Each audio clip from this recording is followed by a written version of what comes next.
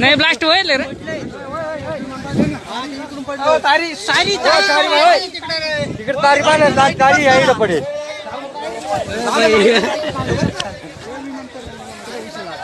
गण्या काल हिरीचे टांग गेलं ते हिरीतच पडला तर वाचलं माणसं या लाईट पासून लांब राहा